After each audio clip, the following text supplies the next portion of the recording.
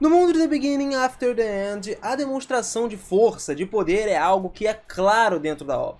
Nós temos alguns personagens, inclusive, que são muito poderosos e que ainda não apareceram pra gente nos webtoons, hein? Só apareceram na novel. E é logicamente que você merece conhecer esses personagens e saber quais deles são os mais poderosos. Então vem comigo, cara. Prepara nesse vídeo aí que a gente vai conhecer cada um deles, os 10 personagens mais poderosos de The Beginning After the End. Bora lá!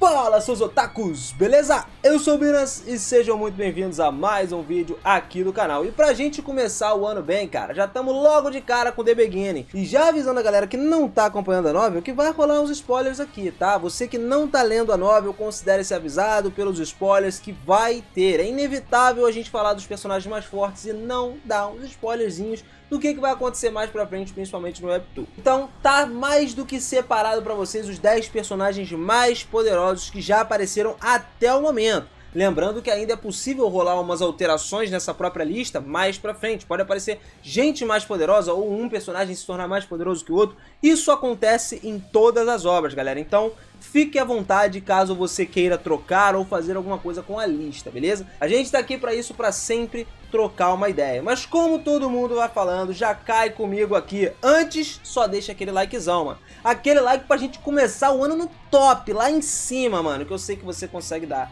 Deixa esse like aí que tu é brabo, mano. Tu é o cara, hein? Valeu demais por isso. Vamos que vamos. 10º lugar, Cecília. Cecília é uma das melhores amigas de Grey na vida passada, né? Ela é chamada de legado pelos Tridents e é originalmente mostrada pra gente ser uma enorme quantidade de Ki.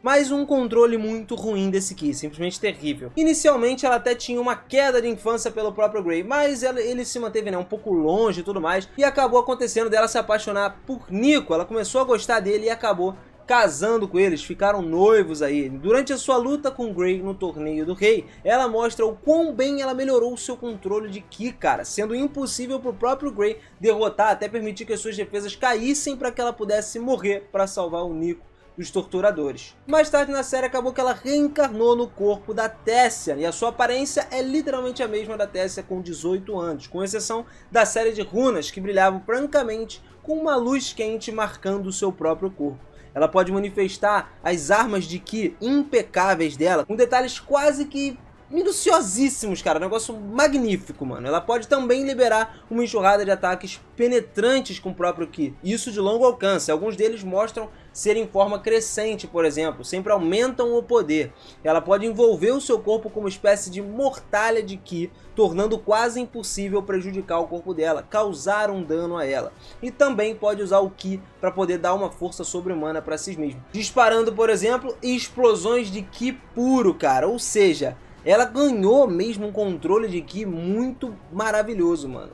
E além disso tudo, ela ainda reforça sua arma com o próprio Ki, com a aura afiada o suficiente para poder tirar o sangue do seu próprio oponente. É altamente provável que tenha mais habilidades até, tá? Só que essas foram as únicas habilidades que apareceram pra gente durante o duelo contra o Grey. Ela melhorou muito o Ki e trouxe pra gente umas habilidades até relativamente fortes, cara. Kaera. Kaera nasceu numa família com sangue Vritra. Depois de ser verificada como tendo traços sanguíneos de Vritra, ela foi adotada pela Blood the North, uma família que deveria criá-la e treiná-la, mas devido a essa pressão da família Vritra que ela tinha, ela manteve ela segura. O seu relacionamento estava sempre no limite do limite, cara. Ela só podia se sentir à vontade com o seu próprio irmão, que ali saía sorrateiramente várias vezes para treinar com ele. E quando o seu sangue Vritra se manifestou, ela estava treinando com Sight Seers, seu professor, que lhe deu duas escolhas. Ou ela poderia contar para sua família sobre os seus poderes enviados por Vritra, justamente para experimentar a transformação aí de um soldado, ou então poderia esconder a aparência e as habilidades dela, continuar vivendo com a filha protegida de um sangue alto, por exemplo. Quando ela escolheu se esconder, a foice lhe deu uma relíquia que poderia mudar de aparência para poder facilitar que a galera não saiba que ela é uma Vritra. Justamente escondeu os seus chifres, fazendo ela parecer uma Hydrin. Ela se formou na Central Dominion Academy. E sendo uma descendente da sangue Vritra, Kaera naturalmente é muito forte. Ela é uma espadachim totalmente habilidosa em luta com espadas longas, e ela tem uma espada longa vermelha dela. Ela pode invocar e manipular o fogo da alma, né, que são chamas negras que consomem qualquer coisa, mas na verdade elas não queimam, tá? Só consomem. A Kaeira pode aumentar todo o seu corpo usando o Soul Fire também, né, o fogo da alma, que fornece uma tremenda defesa de combate corpo a corpo, e ela também pode aumentar a sua espada com o fogo da alma, o que aumentaria drasticamente o seu próprio poder ofensivo. Nico Server é um dos melhores amigos do Gray também. Ele não era um bom lutador, mas era um bom inventador de itens de Ki. Ele era simplesmente apaixonado por Cecília e eventualmente os dois ficaram noivos, como a gente falou. Nico testemunha Gray matando a Cecília e manteve esse ódio mais pra frente, mesmo na sua próxima vida como Elijah Knight. Exatamente, que era o aventureiro que era o representante do reino de Darby nesse novo mundo. Ele tinha afinidade pela magia da terra e pela magia do metal, isso por causa da sua origem especial e do treinamento com seu mestre. E apesar de ter sido criado pelo reino de Darby, ele não conseguia se lembrar de muitas das suas memórias do passado, tá? Antes dele ser levado. No entanto, ele raramente teve flashes repentinos da sua memória que deixaram ele se questionando sempre se ele lembrava ou não. Mais tarde, ele se tornou um amigo próximo do Arthur Lewin, depois de cuidar de Jasmine e Arthur depois do Guardião de Eldwood, que foi derrotado.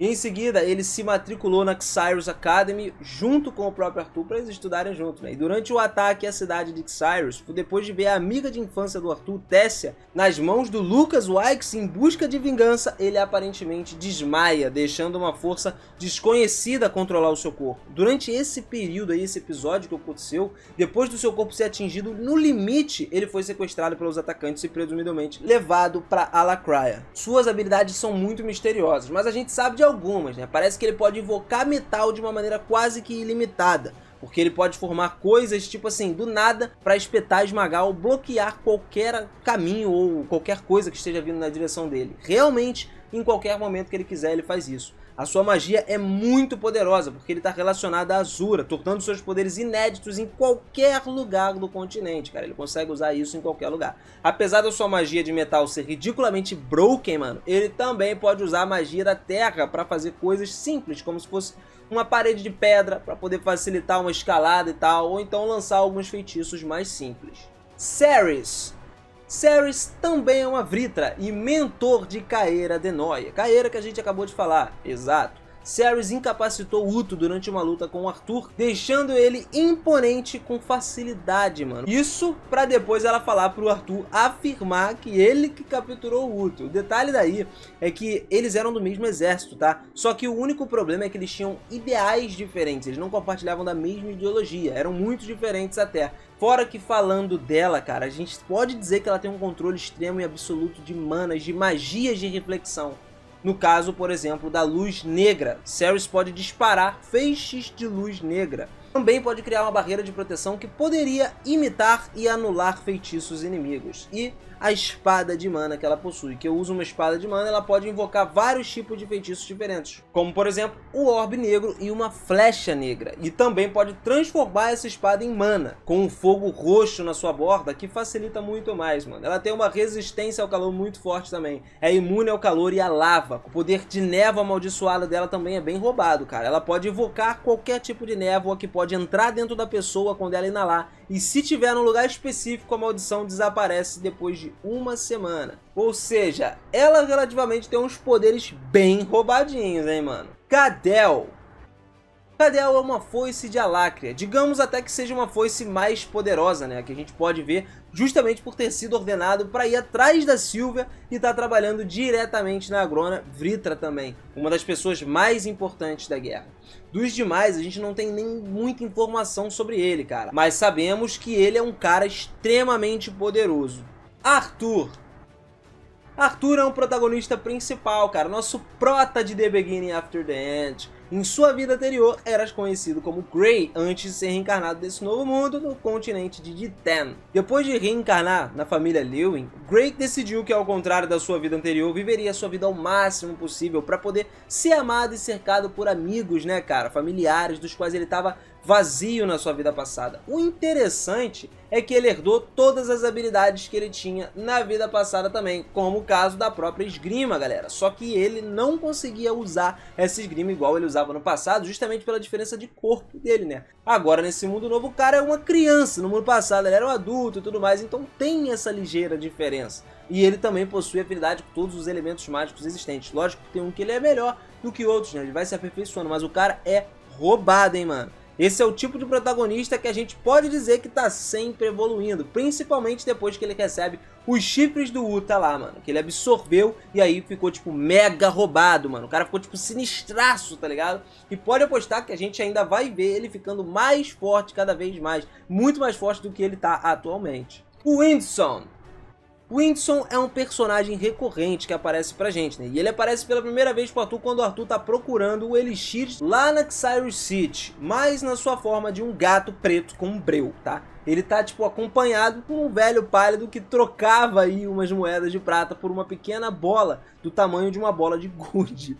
Bota pequena nisso, né, cara? Só que essa bola de gude aí, mais tarde, seria revelada como um Elixir, cara. Eventualmente, ele é mostrado pra gente como um Azura. E apesar dos pensamentos originais do Arthur, tá muito distante da hierarquia do clã Indra. Windson é responsável por libertar o Arthur depois de ser capturado pelos Lancers e depois levá-lo para Efetos para poder começar o seu treinamento. Então ele aparece constantemente pra gente e assumindo formas diferentes, tá? Ele tem 3 formas diferentes especificamente. Então a gente vai poder observar ele constantemente nessa jornada junto com o Arthur. Aldir. Aldir é um Azura de 3 olhos que tá sempre ao lado do Arthur para poder ajudar os seres menos aí, né, de Dikaten a vencer a guerra do clã Vitra Azura. Ele foi escolhido justamente para aprender a técnica devoradora de mundos e para isso ele deveria ser o cara mais talentoso da sua geração e também ser o general de Azura. Agrona. O principal antagonista de The Beginning After the End. É lógico que a gente não vai falar só de protagonistas aqui, né? Tem que ter um vilãozinho no meio do caminho aí, né, cara? Inicialmente ela era Azura muito fraco, mas ainda assim era inteligente, cara. E ao descer do continente de Alacria, começou a fazer experimentos com humanos, justamente para fortalecer a sua espécie e a si mesma, além de ter também estudado a Éter profundamente, cara. A Agrona tem um fascínio considerável pela vida dos seres menores aí, mano. Especialmente dos antigos magos que aprenderam a aproveitar o Éter. Sylvia uma vez descreveu como um buscador de conhecimento e encantador. Depois de ser exilada, Agrona foi enlouquecendo pela traição dos membros do clã e do seu amor, fazendo com que ele se tornasse cruel e cometesse ações que antes eram contra a ética dele mesmo. Como membro da raça do Basilisco, Agrona pode utilizar a arte de mana do tipo Decadência, possuindo poderes com posse corporal, devido à incorporação de um feitiço de Sylvie quando ela ainda era um ovo. Agrona tem a capacidade de possuir o corpo de Sylvie, embora se limite a uma capacidade de se movimentar e se comunicar com outros que não possam usar nenhuma arte de mana. E tem a manipulação de memória também, que ela tem a capacidade de manipular as memórias dos outros depois do contato físico, como mostrado quando ela meio que trocou a memória da Cecília, fazendo com que ela viesse com versões alternativas das suas mesmas memórias, além de suprir a vontade das memórias da Tessia. E agora, em primeiríssimo lugar, temos Lord Cassius. Cassius Indra é o líder do clã Indra, cara, que mostrou um controle sobre o Éter do tempo. Ele é marido de Myr, pai de Sylvia e avô de Sylvie, exatamente. O Rei Dragão que mostrou pra gente o autocontrole sobre o Éter do tempo e do espaço, cara. Ele é o ser mais forte apresentado na obra pra gente até o momento. Com a capacidade plena, por exemplo, de parar o tempo a qualquer momento. Como eu sempre digo pra vocês, cara, uma das habilidades mais roubadas que eu acho é essa. Mano, parar o tempo, você poder mexer com o tempo, é uma parada muito roubada, mano. Então, eu pago pau pra esse tipo de coisa. Eu tenho que ser sincero com vocês aqui. Eu pago pau pra quem consegue mexer com o tempo. Seja qualquer um personagem que consiga mexer com o tempo, o cara pra mim já é outro nível da parada, entendeu? Já é roubado demais. Mas e pra você, cara? Quem é o personagem mais poderoso dessa série? Você concorda, discorda do que eu falei aqui? Você colocaria alguém em cima, embaixo de alguém aí, mano? Fica à vontade para mexer nas posições, mostra pra gente o seu rank, deixa aí nos comentários, cara. Pode botar aí à vontade, eu vou ler os comentários, tô sempre respondendo vocês. Quem me acompanha aqui sabe muito bem disso, cara. E se você gostou do vídeo, manda aquele like caprichado, mano. Manda pra gente, comenta na inscrição e se inscreve no sininho. Você entendeu, né? Tamo junto, galera. Obrigado demais e um feliz 2022 pra vocês. Vamos que vamos. Fui!